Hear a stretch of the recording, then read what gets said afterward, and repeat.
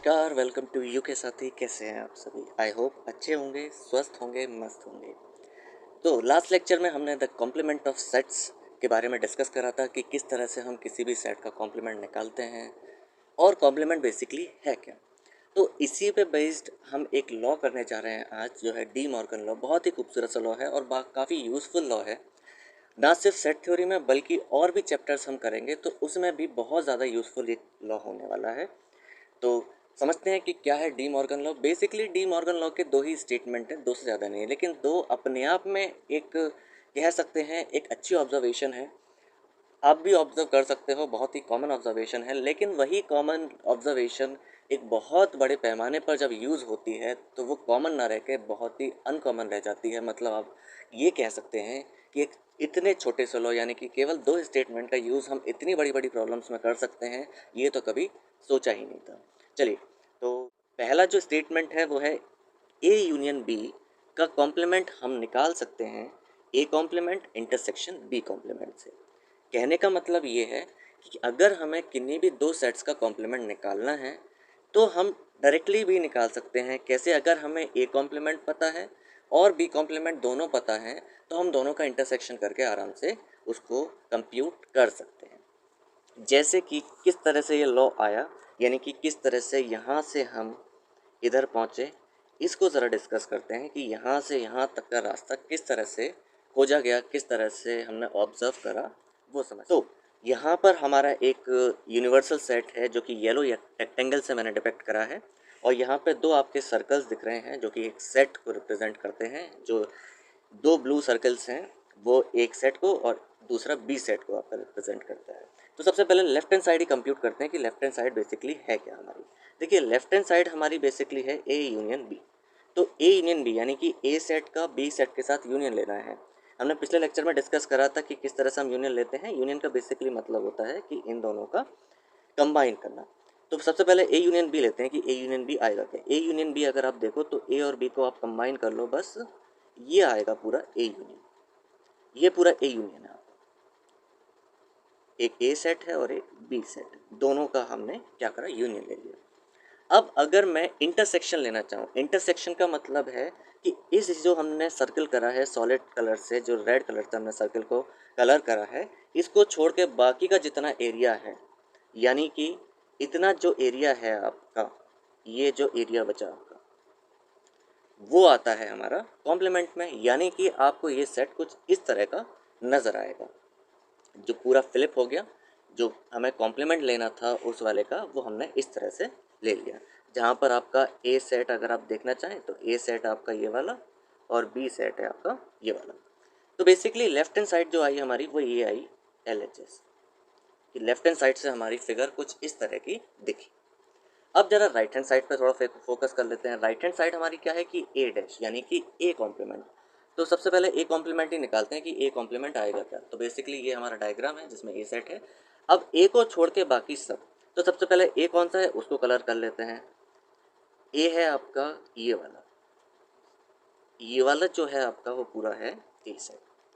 अब इस ए सेट के अलावा बाकी का जो एरिया रह गया वो है आपका ए कॉम्प्लीमेंट। यानी कि अगर मैं इसको कोई अलग कलर से इसको पेंट करूं तो ये कुछ इस तरह से आपका दिखेगा।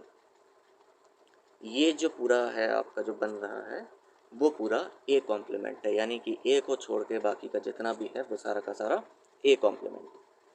अब दूसरा हमें इसका इंटरसेक्शन लेना है किससे, बी कॉम्प्लीमेंट से। तो सेम केस अगर हम बी के साथ बनाएं कि सबसे पहले हम बी सेट को देख लें और बी सेट को एक बार कलर कर देते हैं कि बी सेट का कलर लेट से कि हमने इस तरह से कर दिया। ये है मान लीजिए बी सेट पूरा, बी सेट को हमने इस तरह से कलर कर दिया और बी सेट के छोड़ के जितना भी एरिया बचा है उसको हम बी कॉम्प्लीमेंट का नाम देंगे। यानी कि ये जो एरिया है आपका, ये जो पूरा एरिया है वो है हमारा बी कॉम्प्लीमेंट, बी को छोड़ के बाकी से। अब हम बारी आती है हमारी इंटरसेक्शन की, क्योंकि हमारा जो स्टेटमेंट था वो ये था स्टेटमेंट कि A complement intersection B complement. तो ए कॉम्प्लीमेंट हम कंप्यूट कर चुके हैं और बी कॉम्प्लीमेंट कंप्यूट कर चुके हैं। बस रह गया है इन दोनों का इंटरसेक्शन। इंटरसेक्शन का मतलब ऐसा एरिया जो दोनों में आ रहा है। अब ज़रा ध्यान से देखिए, ए कॉम्प्लीमेंट में इतना एरिया कवर हो रहा है, बी कॉम्प्लीमेंट में इतना एरिया कवर हो रहा है। तो अगर आप इन दोनों का ही इंटरसेक्शन लेंगे, यानी कि ऐसा एरिया जो इसमें भी वाइट कलर से पेंटेड है और ऐसा एरिया जो इसमें भी वाइट कलर से पेंटेड है, तो अनडाउटेडली आपको मिलेगा कि आपका जो एरिया आया है वो यही आया है। ठीक है, यानी कि हमारा जो डी मॉर्गन लॉ का पहला स्टेटमेंट था कि अगर हम ए और बी का यूनियन करें और उसका कॉम्प्लीमेंट लें तो वो बिल्कुल इक्वल आएगा A complement intersection B complement. और यहाँ पर हमने फिगर पर ऑब्जर्व करके देख भी लिया कि हाँ ये किस तरह से आएगा, यानी कि ये है बेसिकली डी मॉर्गन लॉ का पहला स्टेटमेंट। ठीक है, आई होप समझ में आया होगा। आगे बढ़ते हैं।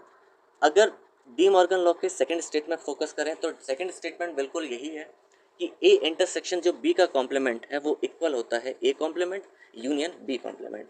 पिछले वाले स्टेटमेंट में हम बेसिकली क्या कर रहे थे, पिछले वाले स्टेटमेंट में हम बेसिकली ये कर रहे थे कि ए यूनियन बी का कॉम्प्लीमेंट।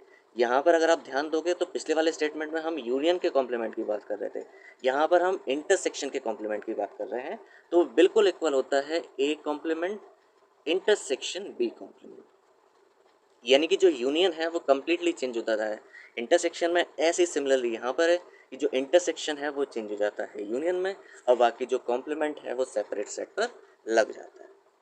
तो ये है बेसिकली डी मॉर्गन लॉ का सेकंड स्टेटमेंट, ये इतना स्टेटमेंट, और यही दो स्टेटमेंट हमारे कहलाते हैं डी मॉर्गन लॉ। कंबाइंडली इसको बनाते हैं। तो आई होप समझ में आया होगा। इसके प्रैक्टिकल एप्लीकेशन हम बाद में देखेंगे कि किस तरह से हम इसको यूज़ करेंगे डी मॉर्गन लॉ को। काफ़ी अच्छे अच्छे क्वेश्चंस हम डी मॉर्गन लॉ की हेल्प से कर सकते हैं। चलिए, इस पर बेस्ड एक एग्जाम्पल ले लेते हैं कि वेरीफाई तो कर लें। हमें जब तक प्रैक्टिकल एग्जाम्पल समझ में नहीं आता है या हमें दिखता नहीं है तो हमें समझ में बहुत कम आता है। आ तो जाता है पर उतना अंडरस्टैंडिंग नहीं हो पाती है जितना एक्चुअल में होनी चाहिए। तो इसीलिए मैंने एक एग्जाम्पल कंसीडर करा है। एक सेट है जिसमें 1 2 3 4 एलिमेंट है, बी एक सेट है जिसमें 2 4 6 8 एलिमेंट है। दोनों ही सेट हमारे हैं। अब एक एक करके वेरीफाई करते हैं डी मॉर्गन लॉ को। तो सबसे पहले हम कंप्यूट करते हैं ए यूनियन बी। तो अगर हम इन दोनों का यूनियन करें, मैं यहाँ लिख देता हूँ, ए यूनियन बी अगर हम करें तो कितना आएगा। यूनियन का मतलब सारे एलिमेंट्स हम एक साथ लिख देंगे, 1 2 3 4 एक ही एलिमेंट है। बी में 2 आ गया, ए में आ चुका है, लिख चुके हैं हम। 4 भी लिख चुके हैं, 6 नहीं लिखा है तो 6 लिखेंगे हम। 6 और 8, ये है आपका ए यूनियन बी। ठीक है, अब अगर हम यहाँ पे एक मिनट में यूनिवर्सल सेट और यहाँ पे डिस्क्राइब कर दूँ। यूनिवर्सल सेट और रह गया है डिस्क्राइब करने से। यूनिवर्सल सेट मान लीजिए लेट्स से 1 2 3 4 5 6 7 और 8। ये लेट्स से कि ये हमारा यूनिवर्सल सेट है। ए सेट ये है, बी सेट ये है और हमने ए यूनियन बी कंप्यूट करा है। तो अगर हम डी मॉर्गन लॉ के पहले स्टेटमेंट की बात करें तो ए यूनियन बी, सॉरी हाँ, पहले स्टेटमेंट की बात करें तो ए यूनियन बी का कॉम्प्लीमेंट। तो इसका कॉम्प्लीमेंट अगर हम देखें, ये जो है हमारा इतना पार्ट जो है ए यूनियन बी का कॉम्प्लीमेंट, तो अगर हम इसमें ध्यान दें, नोटिस करें तो यूनिवर्सल सेट में है 1 2 8 एलिमेंट, ए यूनियन बी में है 1 2 3 4 6 8। तो ऐसे कौन कौन से एलिमेंट हैं जो ए यूनियन बी में नहीं हैं जबकि ए यूनियन बी के यूनिवर्सल सेट में है, सॉरी यूनिवर्सल सेट में है, कॉम्प्लीमेंट यूनिवर्सल सेट में है। तो कौन कौन से एलिमेंट मिलेंगे हमें, ये एलिमेंट्स मिलेंगे हमें ए यूनियन बी का। अगर हम कॉम्प्लीमेंट निकालें तो 1 उसमें है, 2 इसमें है, 3 उसमें है, 4 इसमें है, 5 इसमें नहीं है लेकिन उसमें है तो इसका मतलब इसके कॉम्प्लीमेंट में आएगा। 6 इसमें है, उसमें भी है, 7 उसमें है लेकिन इसमें नहीं है, 8 उसमें है, इसमें भी, यानी कि ए यूनियन बी का कॉम्प्लीमेंट आया हमारा 5 7। ठीक है, अब ये तो हो गई हमारी लेफ्ट हैंड साइड। अगर राइट हैंड साइड को कंप्यूट करें तो राइट हैंड साइड ज़रा देखते हैं। राइट हैंड साइड क्या आती है हमारी, A complement intersection B complement. तो अगर हम ए कॉम्प्लीमेंट को देखना चाहें तो ए कॉम्प्लीमेंट मैं यहीं लिख देता हूँ। ए कॉम्प्लीमेंट कितना आएगा, ए सेट हमारा ये है और अगर हम इसी के बराबर में ए कॉम्प्लीमेंट लिखें तो ऐसे कौन कौन से एलिमेंट हैं जो ए में प्रेजेंट नहीं है लेकिन यूनिवर्सल सेट में प्रेजेंट हैं। तो यूनिवर्सल सेट में तो 1 2 8 है, इसमें 1 2 3 4 है, तो यानी कि बच्चे कुछ एलिमेंट्स आ गए 5 6 7 और 8। ये ए कॉम्प्लीमेंट हो गया। अगर हम बी कॉम्प्लीमेंट की बात करें यहीं के यहीं, तो बी कॉम्प्लीमेंट में कौन कौन से एलिमेंट आएंगे जो बी में नहीं होंगे और यूनिवर्सल सेट में होंगे। यूनिवर्सल सेट में 1 है लेकिन बी में नहीं है, 2 है लेकिन बी में भी है, 3 है लेकिन बी में नहीं है, 4 है 4 बी में भी है, 5 नहीं है, 6 है, 7 नहीं है, यानी कि ए कॉम्प्लीमेंट आ गया और हमारा बी कॉम्प्लीमेंट भी आ चुका है। अब हमारा डी मॉर्गन लॉ में क्या था, ए कॉम्प्लीमेंट और बी कॉम्प्लीमेंट का इंटरसेक्शन लेना है। तो अब ज़रा ध्यान से देखिए, ऐसे कौन कौन से एलिमेंट्स हैं जो ए कॉम्प्लीमेंट और बी कॉम्प्लीमेंट भी आ रहे हैं। ए कॉम्प्लीमेंट है हमारा ये वाला और बी कॉम्प्लीमेंट है हमारा ये वाला। तो ए कॉम्प्लीमेंट में आ रहा है 5 6 7 8 और बी कॉम्प्लीमेंट में आ रहा है 1 3 5 7। तो ऐसा 5 एलिमेंट है जो इसमें आ रहा है और इसमें भी आ रहा है, और एक 7 एलिमेंट है जो इसमें भी आ रहा है और इसमें भी आ रहा है। यानी कि अगर हम A complement intersection B complement निकालें तो हमारा जो आंसर आएगा वो आएगा 5 7। और अगर आप थोड़ा सा ध्यान दीजिए तो यही वो सेट था जो हमने लेफ्ट हैंड साइड से जनरेट करा था ए यूनियन बी का कॉम्प्लीमेंट। यानी कि आप इतना बड़ा अगर आपसे निकालने को कहा जाए कि इसका भी कॉम्प्लीमेंट निकालिए, इसका भी कॉम्प्लीमेंट निकालिए, फिर जाके इंटरसेक्शन लीजिए, इससे बढ़िया है कि हम एक बार में यूनियन करके कॉम्प्लीमेंट ले लें, वही आंसर देगा जो हमें उस वाले मेथड से देगा। तो हमें इतना लंबा जाने की ज़रूरत नहीं पड़ेगी। तो बेसिकली ये लॉ इसी में बहुत ज़्यादा परिपक्व है कि बहुत टाइम सेव करता है और बहुत अच्छे अच्छे क्वेश्चंस को मिनटों में सॉल्व कर देता है। तो इतना बड़ा हमें जाने की ज़रूरत नहीं पड़ती है। एक बार सेकंड लॉ भी उसका वेरीफाई कर लेते हैं। सेकंड लॉ हमारा क्या था, सेकंड लॉ भी हमारा ये था, सेकंड लॉ ये था कि अगर A complement A intersection B का कॉम्प्लीमेंट अगर हम निकालें, ये था हमारा सेकंड लॉ, ये रहा। मैं इसको वाइट सा हाईलाइट कर देता हूँ। ए इंटरसेक्शन बी का कॉम्प्लीमेंट ये है। तो ए इंटरसेक्शन बी निकालना है सबसे पहले तो, और उसका लेना है हमें कॉम्प्लीमेंट। फिर हमें ए कॉम्प्लीमेंट निकालना है और बी कॉम्प्लीमेंट निकालना है और उसका ले लेना है यूनियन। चलिए सबसे पहले लेफ्ट हैंड साइड पर फोकस करते हैं, ए इंटरसेक्शन बी का कॉम्प्लीमेंट। ए सेट हमारा था ये वाला, और हमने ए कॉम्प्लीमेंट पिछले वाले जब पार्ट कर रहे थे तो उसमें हमने निकाल दिया था। ये है हमारा ए कॉम्प्लीमेंट और बी कॉम्प्लीमेंट। तो ए कॉम्प्लीमेंट और बी कॉम्प्लीमेंट के बारे में अगर हम बात करें तो इसका अगर हम यूनियन ले लें, यानी कि वो सारे एलिमेंट जो ए कॉम्प्लीमेंट में भी प्रेजेंट है और बी कॉम्प्लीमेंट में भी प्रेजेंट है, तो कौन सा आएगा, A complement union B complement. 5 6 7 8 और 1 3 1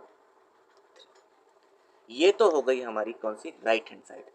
मैंने लेफ्ट हैंड साइड बोल दी थी गलती से और हमने राइट हैंड साइड कंप्यूट करी है, सॉरी, हाँ ठीक है, राइट हैंड साइड कंप्यूट करिए। अब एक बार लेफ्ट हैंड साइड को कंप्यूट कर लेते हैं, यानी कि ए इंटरसेक्शन बी का कॉम्प्लीमेंट। सबसे पहले ए और बी का इंटरसेक्शन लेते हैं। देखिए ज़रा अगर ध्यान से, तो ए में है 1 2 3 4 और बी में है 2 4 6 8। तो ऐसे कौन कौन से एलिमेंट हैं जो ए में भी प्रेजेंट है और बी में भी प्रेजेंट है।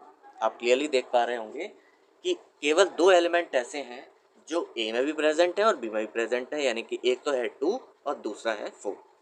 लिखते हैं ए और बी का इंटरसेक्शन। ए और बी का अगर हम इंटरसेक्शन लिखें तो ए इंटरसेक्शन बी आ जाएगा हमारा 2 और 4। यही एलिमेंट थे जो ए और बी में प्रेजेंट थे। अगर हम इसका कॉम्प्लीमेंट निकालें तो कॉम्प्लीमेंट आप देख पाएंगे कि यूनिवर्सल सेट में 2 और 4 को हटा दीजिए तो बाकी जितना भी बचेगा वो सारा कॉम्प्लीमेंट हो जाएगा, 1 3 5 6 7 और 8। अब देखिए आप इस सेट पर फोकस कीजिए, 1 3 5 6 7 8, और जो हमने इंटरसेक्शन वाला जो सेट निकाला था ये था आपका ये वाला यूनियन वाला, A complement union B complement, ये भी वही आ रहा है 1 3 5 6 7। यानी कि हम डी मॉर्गन लॉ को किसी भी एग्जाम्पल से वेरीफाई कर सकते हैं और वेन डायग्राम से भी समझ सकते हैं कि किस तरह से ये लॉ की यूटिलिटी है, किस तरह से हम इसको अप्लाई कर सकते हैं अपनी प्रॉब्लम्स में। ठीक है, तो आज के लिए इतना ही। अगर कोई डाउट रहता है किसी भी तरह का तो आप कमेंट बॉक्स में पोस्ट करके बता सकते हैं। अच्छा लगा हो अप्रिशिएट कीजिए, कुछ समझ में आया हो, कुछ ऐसा लगा हो कि हमने हाँ टाइम को वेस्ट नहीं करा है, टाइम को यूटिलाइज़ करा है, तो प्लीज़ अपने फ्रेंड्स के साथ भी शेयर कीजिए ताकि उन लोगों का भी डेवलपमेंट हो, उनको भी जो नॉलेज आपको मिली है, जो बेनिफिट आपको मिला है वही बेनिफिट आप उनको मिल सके। ऑलराइट, चलिए मिलते हैं अगले लेक्चर में, तब तक के लिए जय हिंद।